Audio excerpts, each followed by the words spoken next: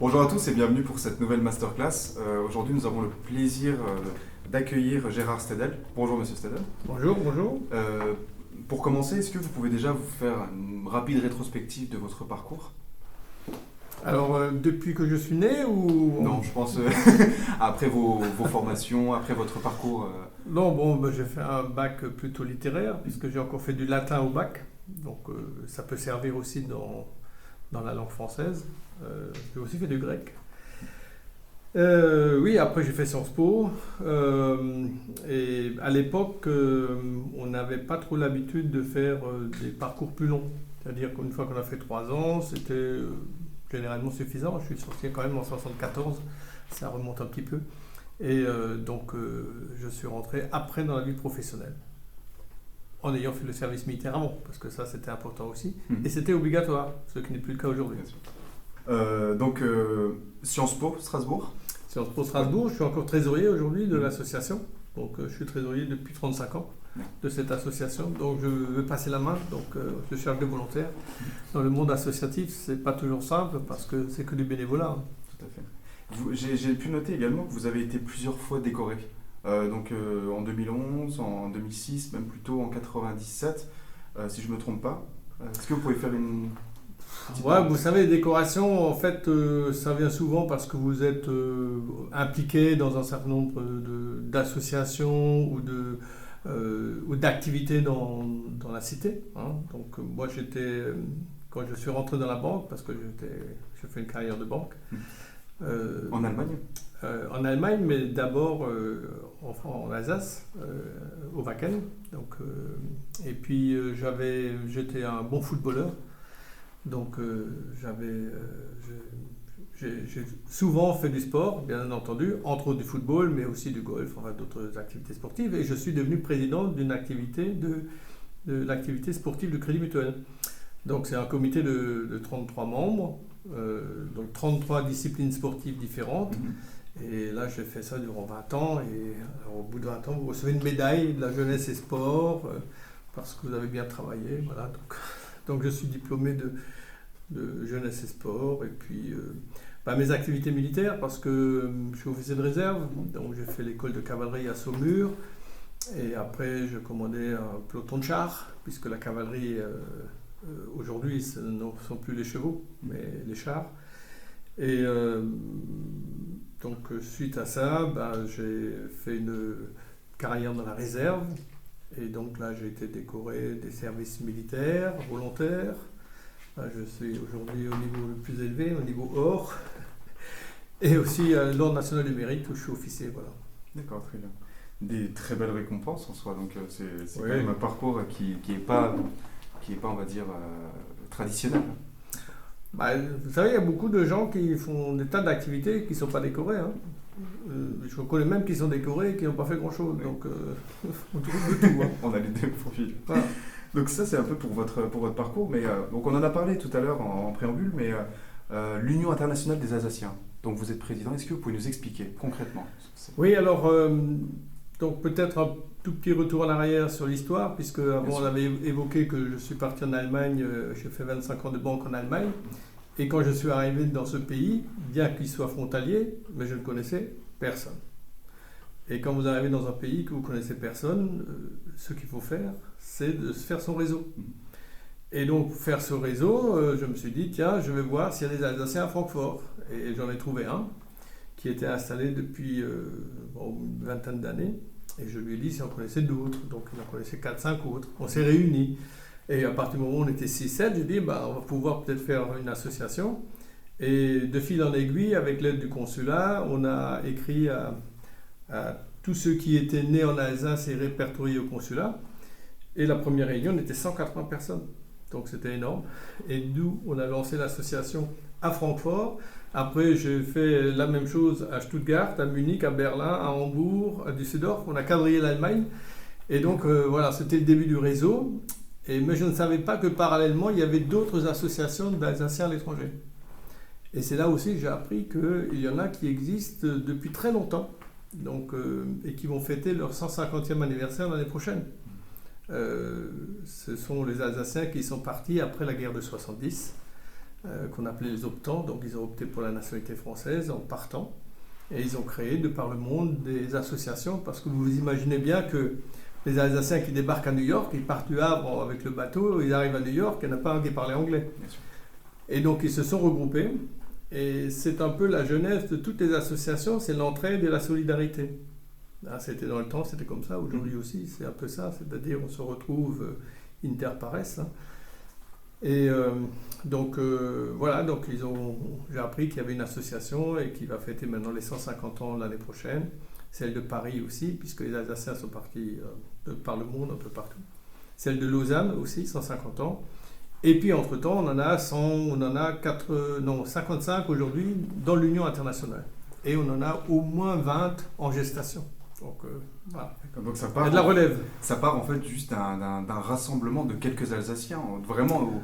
Oui, alors au début, comme historiquement, comme je dis, il y en a qui sont partis parce que il y avait la misère, la guerre, donc tout ça, ce sont des facteurs qui ont obligé les gens à quitter leur territoire. Et aujourd'hui, c'est un peu plus simple, enfin, il y a un autre public, c'est à la fois les entreprises qui envoient des cadres ou des gens à l'étranger pour le développement des opérations. Et c'est aussi des étudiants, parce qu'aujourd'hui, dans presque tous les cursus universitaires, vous avez au moins une année obligatoire à l'étranger. Ce qui fait que les Alsaciens partent à l'étranger. Il y a aussi les étrangers qui viennent en Alsace. Tout à fait. Inversement. Et puis, souvent, ils trouvent chaussures à leurs pieds. Bien sûr.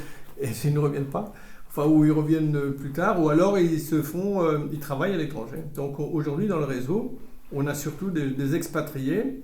Alors, définitifs, temporaires ou pas, ça dépend. Ceux qui sont dans les pays assez proches, limitrophes de l'Alsace, ils reviennent souvent. Par contre, ceux qui sont loin, qui sont en Australie, en Nouvelle-Zélande ou au Japon, ils ne rentrent pas tous les jours. Donc, on les voit peut-être une fois par an, parce qu'une fois par an, on fait une grande réunion annuelle, une assemblée générale de notre union internationale à laquelle on convie tous les Alsaciens du monde. C'est quand même très positif, c'est-à-dire que l'Alsace, même au niveau international, a une bonne image, une très bonne image. Alors justement, oui, au niveau national, je veux dire, quand vous allez à Shanghai, vous dites que vous venez de France, donc tout le monde a en tête la Tour Eiffel, ça c'est clair. Tout à fait, bien sûr. Donc c'est l'image, le symbole qu'on a. Et au niveau des régions, alors en Chine, Bordeaux a une région, a une image, parce que le vin. Mais sinon, c'est l'Alsace qui a une image dans le monde, un peu partout.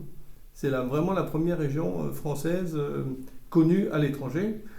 Et c'est pour ça aussi que je pense que le Grand Est, c'est pas forcément en noyant les images qu'on va progresser. Tout à fait. Je pense que depuis la création, entre guillemets, de cette union, il doit y avoir des compétences qui sont très très importantes, notamment en relationnel.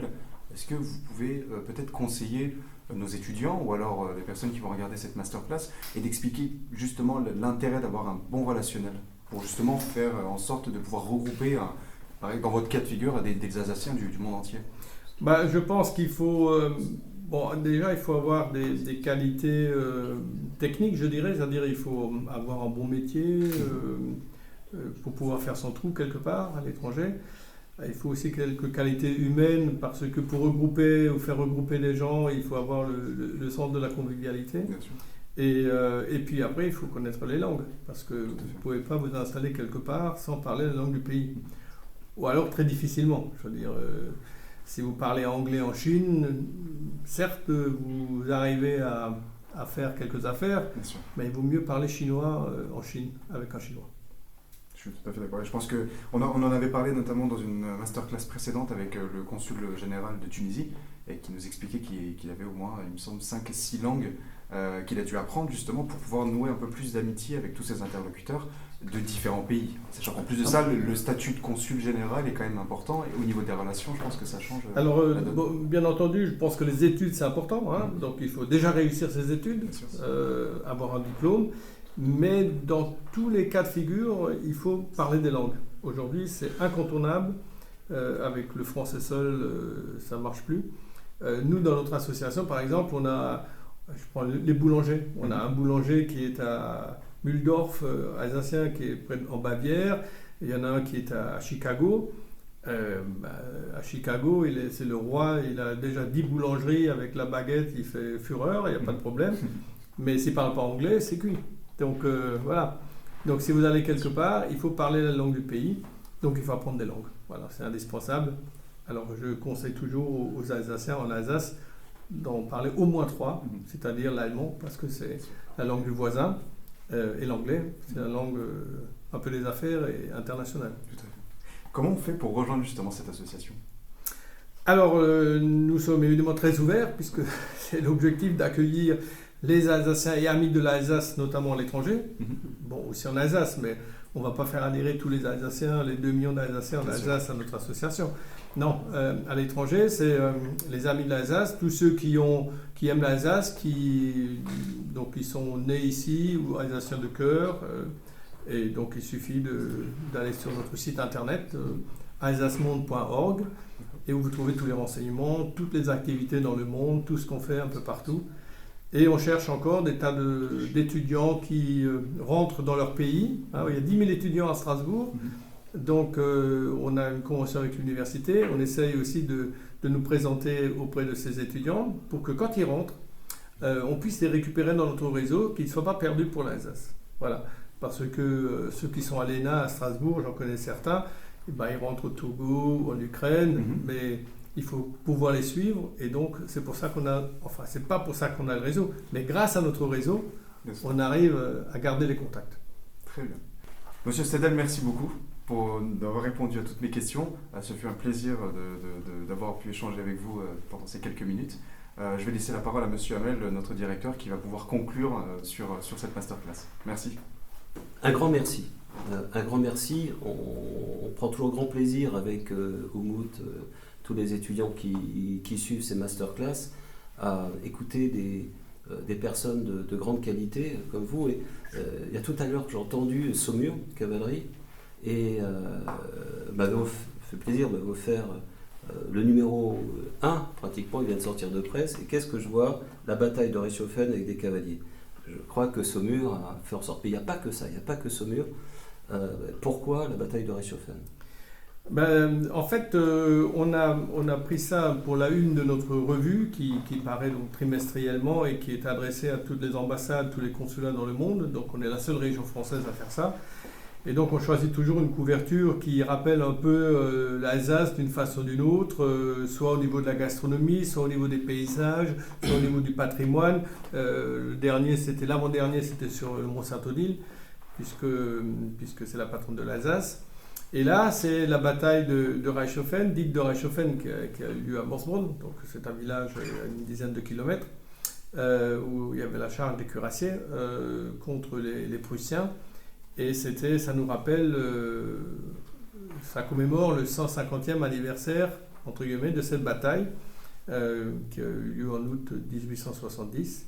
Et pour nous, c'est très important d'en parler, non pas parce que l'Alsace a été annexée par l'Allemagne, mais suite à ce conflit, il y a quand même beaucoup d'Alsaciens qui ont dû partir. Et ça représente aussi un peu historiquement notre association, puisque, comme je l'ai déjà dit tout à l'heure, il y en a qui sont vraiment partis dans le monde entier et qui ne sont pas revenus. D'accord. Donc, ils ont des descendants un peu partout dans le monde. Ok. Dernière question. J'ai compris, vous êtes un Alsacien convaincu et engagé. Mais de là à faire un passeport alsacien, pourquoi un passeport alsacien ? Pour permettre à tous les Alsaciens de continuer à voyager ? Ou bien... Alors, c'est un vrai faux passeport. Un vrai faux passeport. C'est un vrai faux passeport. C'est-à-dire, il ressemble tout à fait à un passeport, du moins la couverture et la première page quand on l'ouvre, puisque c'est prévu pour une photo et les coordonnées de l'identité.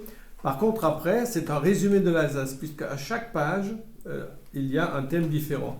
On a la présentation de l'Alsace, son PIB, l'économie, le tourisme, les particularités, la gastronomie, les vins, l'université, les prix Nobel, enfin on pourrait... Vous savez, il y a des centaines, des milliers de livres sur l'Alsace. Le plus difficile, c'est de le résumer en une trentaine de petites pages pour donner un peu toutes les facettes de cette vie culturelle et historique de l'Alsace. Et donc on l'a fait en 5 langues. On a commencé à le faire en français. Donc c'était le best-seller, on a vendu à 15 000 exemplaires quand même, donc ça fait un peu de bruit à l'époque, il y a 4 ans, dans les librairies. On l'a sorti en alsacien, on l'a sorti en anglais, on l'a sorti en allemand, on l'a sorti en chinois, et on travaille aujourd'hui sur l'édition suivante qui sera japonaise. En fait, ça permet aussi à tous les touristes qui viennent de se le procurer et d'avoir en main l'Alsace un peu en résumé. Voilà. Et puis nous, c'était un clin d'œil quand on a créé la grande région pour donner le particularisme, pour souligner le particularisme et l'identité alsacienne. Très bien. Je vous remercie beaucoup. Voilà. Passez une bonne fin de journée et puis au plaisir.